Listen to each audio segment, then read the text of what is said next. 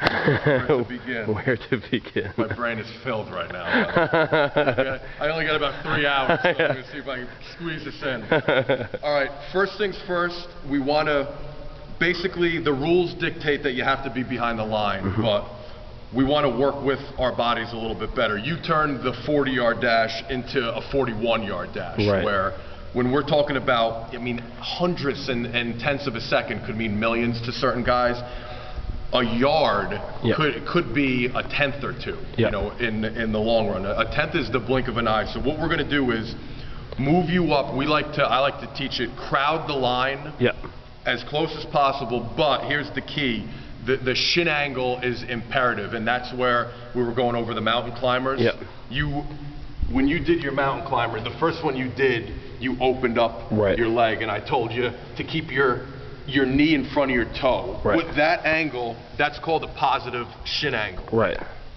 This is because if you picture my shin as an arrow pointing back, now I have the power and strength going in the right direction, where this angle right now is setting me up to push back, which is going to accelerate me forward.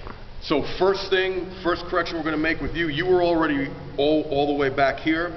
I want to move you up at least a half of a yard. That we're going to cut down the distance of the race, but we're not going to go so close that you're all bunched up either. So the first thing we're going to do is find for your specific body and your limb length, how close can I get you to the line where we have two positive shin angles, the front leg and the back leg. Once we set that up, and then you could break it and give it a shot. Your arm is the other thing. I look at it, the analogy I give is your arm was almost like a kickstand.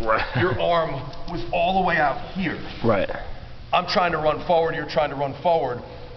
You have the brakes on right now. Got a negative arm angle. Negative arm angle, exactly. We can't go anywhere until your body comes here. So just this motion, for you to run, you had to do this. And then get out of there. Right there, again, 1 to 2 tenths. That's difference. That could be the difference between 1st and 7th round or not getting drafted for some when you're looking at an NFL combine standard. So not only do we want a positive shin angle, we want to get you where your shoulder is directly over, or even, this is where upper body strength and relative body strength comes into play. If I could get your shoulder even a little bit in front of your hand, when your hand goes up, boom, you're almost falling forward. So now you're going to have this feeling like somebody's almost behind you, pushing you out of there. The first step sets you up for the rest of the race. If your first step sucks, your 10's not going to be any good, and if you don't have a good 10-yard sprint, you'll never have a good 40. So first things first, we're going to clean up your foot positioning and your arm, just get you more comfortable with that, and then we could kind of take it another step. All right? So to speak.